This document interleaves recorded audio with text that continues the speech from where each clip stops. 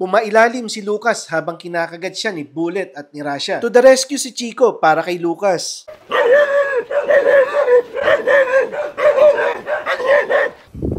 Anong gagawin niyo dyan? Tatanggal ng wifi.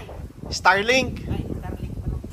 Ang ganda ng background mo, Rodel. Meron pang clouds, tsaka blue skies. Isang magandang araw, mga boss amo. Pasensya na po kayo at nasira ang aming Starlink. Bumili na po kami ng bago upang tuloy-tuloy ang pag-update namin sa inyo. Ngayong araw nga ay dinala ko for a pack walk ang mga barako kong aso. At para may mas challenge ay dinala ko rin si Pangarap. Naalala nyo pa ba ang moments ni Pangarap with my Barako Pack? Yung andami kong bashers kasi bakit ko daw sinasama si Pangarap sa mga malalaking aso at mga lalaki pa. Naalala nyo pa rin ba yung moments na si Pangarap ay umiiyak at napapaihi sa takot dahil sa mga barako ko? Sa mga followers namin na sumuporta at nagtiwala ay maraming salamat po. Sa mga bashers na nagsabing hindi pwedeng isama at hindi ko kayang isama ay eto na po si Pangarap. Sige, daan lang. Huwag yung titingnan.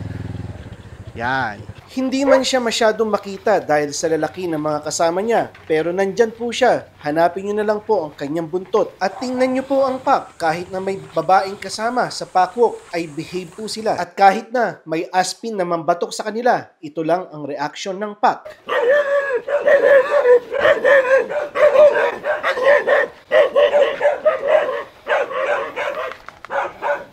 Titingnan lang ng pack pero hindi nila susugurin. Yun mga boss amo, kung gusto nyo maging sing behave ng pack ko, ang inyong pack, ay kailangan nyo ang dobleng sipag at tiyaga sa pag-fulfill ng buhay ng aso. Hindi madali pero masaya sa bandang huli. Pagkatapos nga ng isang successful na pack walk, ay kailangan mong bigyan ng affection lahat ng aso mo upang ang matandaan nila ay tuwing sila ay mag-behave ay meron silang masarap na affection galing sa alpha. Tanong, boss amo, nag-aaway pa ba ang mga aso mo? Yan ang madalas na tanong ng mga bashers ng mga aso daw nila ay hindi na nag-aaway. Sa Supero, mga boss amo, walang halong ipokrito. Nag-aaway ang mga aso namin at tunghayan nyo ang kwento na to. Na-trigger si Pyongyang dahil kay Bahaghari. At alam nyo naman si Pyongyang kapag hindi niya nagawa ang gusto niya ay binabanatan niya ang katabi niya. Na-control ni Balong si Pyongyang ngunit hindi niya na-control si Bullet. Natuliro si Balong at hindi niya alam kung ano ang gagawin niya. Buti na lang to the rescue si Super Rodel na tumatakbo na mabilis upang kunin si Bullet at si Antonio. Nung nakuha na ni Rodel si Bullet at si Antonio ay tumigil na ang away.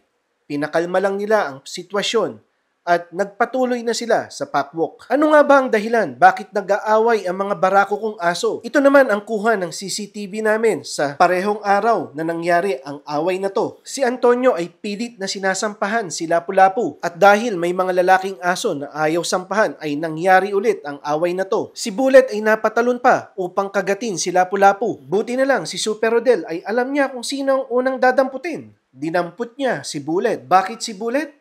Dahil si Bullet ang pinakamainitin ng ulo at itutuloy niya talaga sa away. Itong mga alabay na to, komo nga lumaki silang sabay-sabay, ay ito'y parang dominance game lang sa kanila. Ito naman ang pangatlong away sa araw na ito. At si Antonio na naman ang nagsimula at this time ang sinampahan naman niya ay si Lucas. Binanatan agad ni Lucas si Antonio. At hindi nahagip ng CCTV, ngunit hinila siya ni Balong kaya nalaglag si Lucas sa gazebo. At this time, ang magkaaway na ay si Lucas at si Bullet. Pumailalim si Lucas habang kinakagat siya ni Bullet at ni Rasha. To the rescue si Chico para kay Lucas. At nung nailayo na si Bullet kay Lucas, ay ito namang Lucas ay gumante. At ito namang si Bullet ay hindi papatalo. Sinugod pa rin niya si Lucas na parang nasa boxing sila. At ito namang si Lucas ay ayaw magpatalo. At pumaibabaw ulit siya kay Bullet. At syempre, sa bandang huli ay si Lucas ang nagwagi. At tumigil na si Lucas noong nakita niyang kumalma na si Bullet. Yun mga boss amo, sa totoo lang intense ang fight na to. Wala namang major damages kila Bullet at Lucas. At dahil ang away ay nangyari sa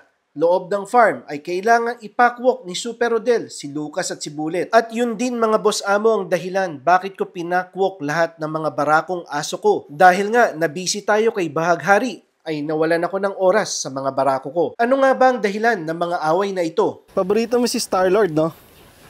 Laki ulo yan eh. Si ulo. Ano? Bakit? Huh? Ang dahilan ay marami akong in-hit na mga babaeng aso. At dahil ang mga aso ko ay hindi kapon at ang playground na ginagamit ng mga babae at ang ginagamit ng mga lalaki ay pareho lang. At ang pheromones ay nagkalat sa gazebo dahil dito madalas tumambay ang mga aso ko. Tumataas ang testosterone ng mga lalaking aso ko, dahilan para sila ay mag-away-away. Ano ang solusyon, mga boss amo? Araw-arawin pa rin ang packwalk at sa halip na unahin ng mga babae sa pagpapakawala sa open playground, ay inuna namin ang mga lalaki para walang maamoy na pheromones ang mga lalaking aso ko. Yun lang ang ginawa naming adjustment sa aming process at wala na ulit insidente ng away sa ngayon. Yun lang po sa ngayon at maraming salamat sa panunood.